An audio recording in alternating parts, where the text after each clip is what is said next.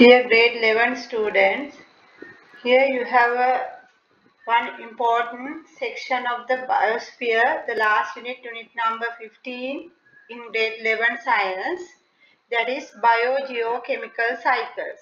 I think that's a very important one for the O-level exam, right? Here biogeochemical cycles, that means in the biological sites and the chemical sites both together, how we discuss in a biogeochemical cycles, right? Here under the biogeochemical cycles, in your syllabus, we have to discuss two cycles. One is carbon cycle, that means the main element is carbon, and you should know how carbon behave as a cyclic part and how we get the carbon and how we remove the carbon from the environment. And the second cycle here, another important cycle, that is nitrogen cycle.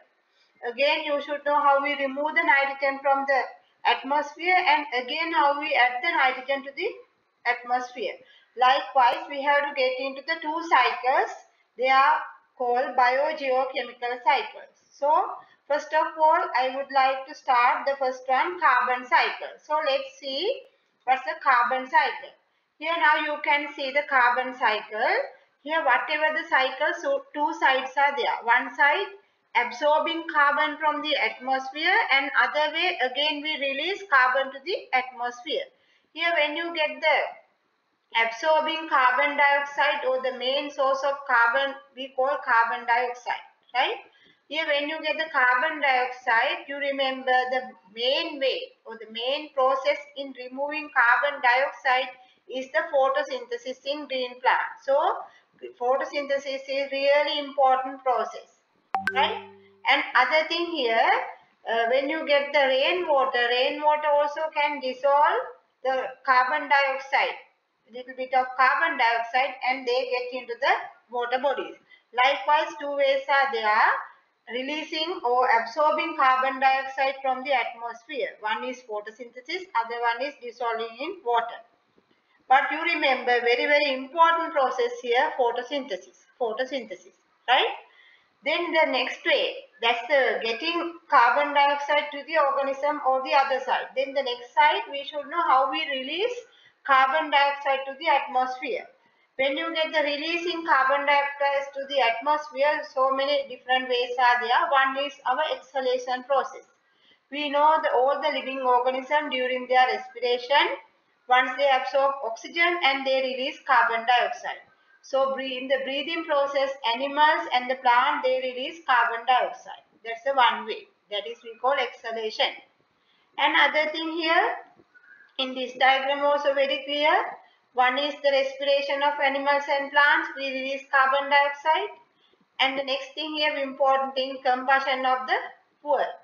Here when you get the combustion, from the combustion, we get the hydrocarbons. You burn the hydrocarbon, we release from maybe factories or the vehicles, we release carbon dioxide to the atmosphere. So these are the two main ways you release carbon dioxide to the atmosphere. At the same time, I want to highlight one word here. We get the fossil fuel really, diesel, petrol like fossil fuel. So I think in this moment, if you know the meaning of the fossil fuel, that also will be helpful.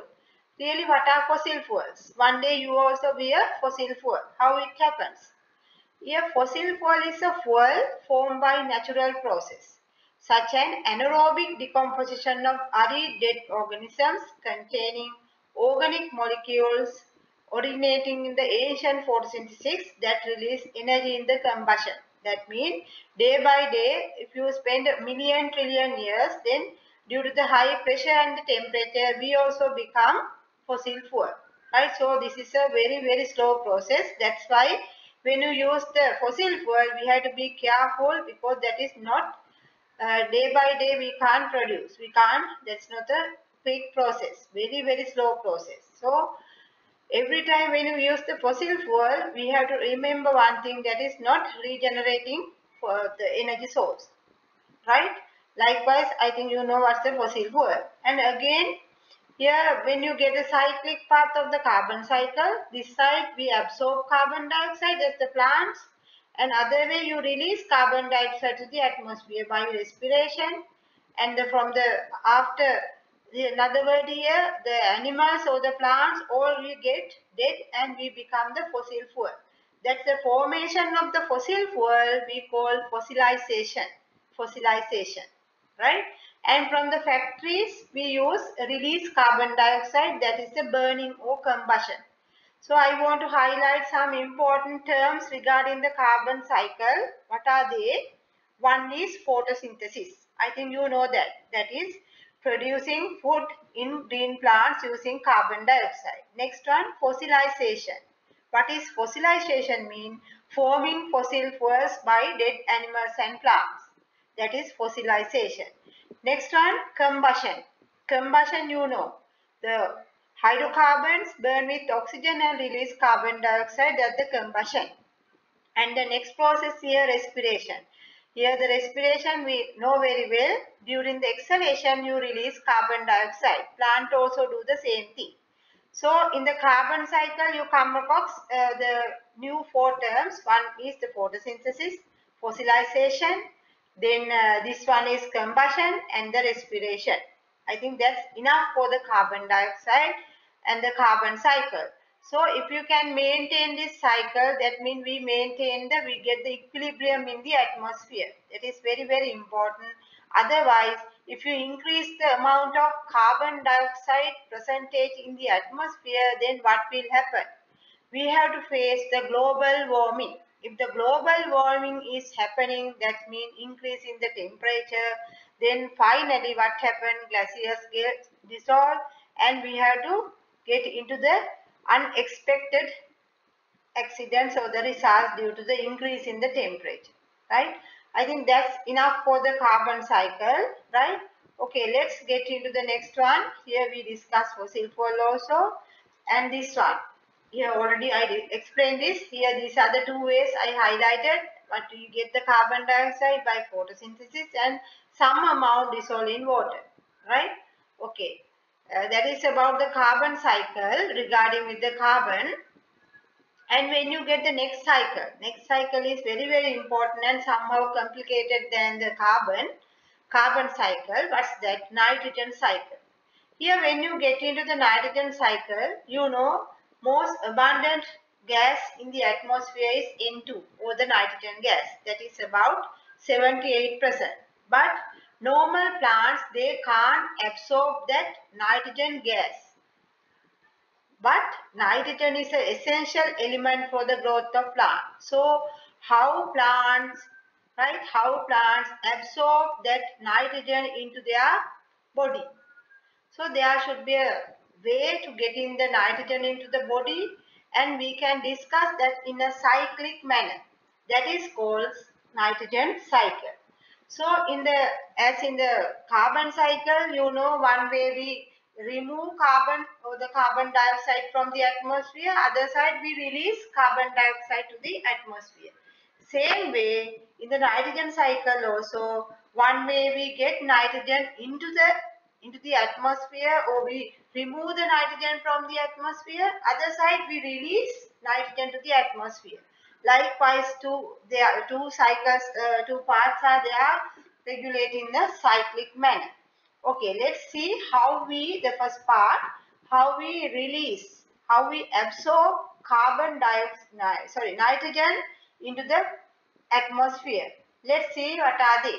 Here when you get the process, there are two main processes. One is nitrogen fixation, we call nitrifying, or other way we call denitrifying. What is nitrogen fixation? Or what's the meaning of nitrogen fixation? Nitrogen fixation means converting the atmospheric nitrogen into nitrates. How it happens and what's the requirements of converting nitrogen into nitrate. Here you remember nitrogen is not water soluble, but nitrate ions are highly water soluble. Then once they are soluble in water, then plant can easily absorb. That's why we have to convert this nitrogen into nitrate, mean water soluble form. So that process happening in three ways. What are they? Let's see one by one. First one is biological fixed station, second atmospheric fixed station, and third one here industrial fixed station. You should know all three. Again, biological, atmospheric and industrial fixed station. Likewise, three ways are there. Here when you get into the first one, here the first one biological fixed station. According to the term biological, that means organisms are involving in converting nitrogen into nitrate or ammonium. That means water soluble form. So, what's the meaning of biological fixed station? Here that is done by mainly bacteria. They are living the root nodules, especially in the legume plants. So the root nodules of leguminous plant contain nitrogen fixing bacteria called rhizobium. You remember rhizobium, which convert nitrogen gas into nitrogen compound. Here nitrogen compounds mean ammonia or nitrate. That process you call nitrogen fixation by organism or biological fixation. Okay, let's see the second one. Second one is industrial fixation. What is industrial fixation mean? Here under high pressure and high temperature, what we can do? We can convert atmospheric nitrogen into ammonia in the production of ammonium fertilizer. That's the industrial fixation. We know ammonia also very essential compound or the element in fertilizer, and it is very essential for growth of plant. Right? That's the industrial fixation. And the last one is a natural process. Again, what is we call atmospheric fixation. Atmospheric fixation. Really, what is that? Atmospheric fixation means in the thundering process, the lightning, they release high energy. From that energy, the triple bond of the nitrogen can easily break, and after that oxygen can combine with nitrogen and they form nitrates. So that process is a natural process happening due to the lightning process. So that is called atmospheric fixation. That's why after having a lightning and the thundering and heavy rain, what happened? Once you observe the plants, you can see plants get very well growth and getting more and more harvest from that due to that atmospheric fixation. Right? Likewise, three ways are there. Again, what are they? Biological. Now you know what is biological, and the atmospheric, and by the lightning process, and the industrial mean the formation of the fertilizer. Likewise, we get three process or the nitrogen fixation. Here when you get the nitrogen fixation process, we should know what are the relevant bacteria in the biological fixation site or the biological fixation. Here I got them all together one by one. That will be very important for you. You have to remember all these names and the places and the conversions. Here once I explain them, again you can go to the nitrogen cycle and check whether what are the places. Here the first one. What's the first one? I put here two bacteria together. They can convert nitrogen into ammonium ion. Who are they? One is rhizobium. Here the rhizobium live in the root nodules in legume plants. Once you observe them in the under microscope, you can see in the pink color patches, they are the solan areas of the roots, root nodules. Another free bacteria living in the soil, that is Azotobacter. A is it, Azotobacter. From both rhizobium and the Azotobacter, they can convert nitrogen compounds into ammonium ion. You remember that. And the third one, another bacteria is there, Nitrosomonas. Nitrosomonas. What's the function of Nitrosomonas? Nitrosomonas can convert ammonium compounds into nitrates. Ammonium into nitrates. And third one, another one. Third one is Nitrosomonas. Now fourth one, Nitrobacter. Nitrobacter, another bacteria. What's the function of the Nitrobacter? It converts nitrite into nitrate. Here early in the Nitrosomonas produce nitrites. Now nitrite convert into nitrate by Nitrobacter. Nitrobacter. That's the function of Nitrobacter bacteria. And here when you get all that means rhizobium, Azotobacter, Nitrosomonas, Nitrobacter, they all getting nitrifying bacteria. What it means? They all convert nitrogen into soluble form, and that ones plants can easily absorb. That's a nitrifying site, nitrifying. But other way to complete the cycle, there should be another way getting nitrogen again into the atmosphere. Who are they? They are called denitrifying bacteria. They are called denitrifying bacteria.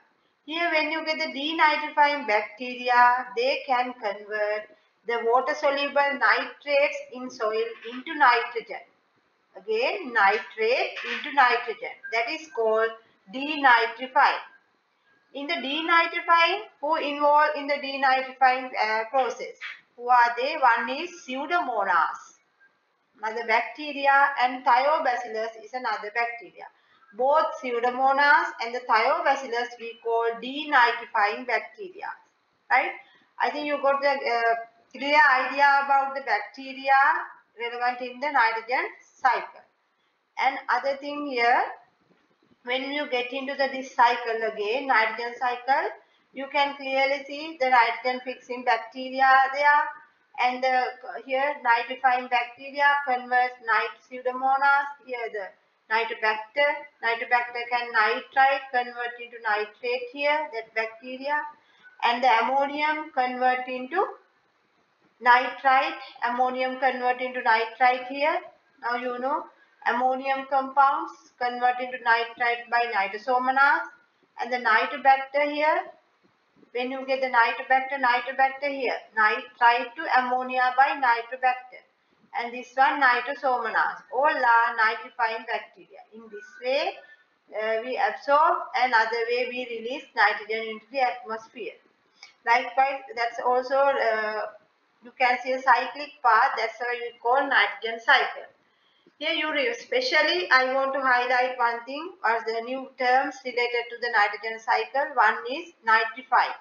Nitrifying mean again converting the N2 gas into soluble form. That means nitrate to ammonia. And next one, denitrifying. Denitrifying means nitrate ions you convert into nitrogen gas. That is called denitrify. Denitrify, right? Another word here, ammonification. Ammonification means here what is ammonification mean? If the dead bodies and the fecal matters are there, all get and finally get into the ammonia. So for formation of the ammonia we call ammonification. Ammonification, denitrifying, and the nitrifying. These are the relevant terms in nitrogen cycle. Right? I think you can understand what I said in the nitrogen cycle using the relevant bacteria. Especially you have to remember these names and the conversions where they use. Right? I think you can understood very well. I think that's enough. So first you go through this, and after that, if you want to get my other lessons, you can subscribe and put a like and a comment. Then after that you can combine with my other videos, and at the same time you can share with your friends. Okay, thank you.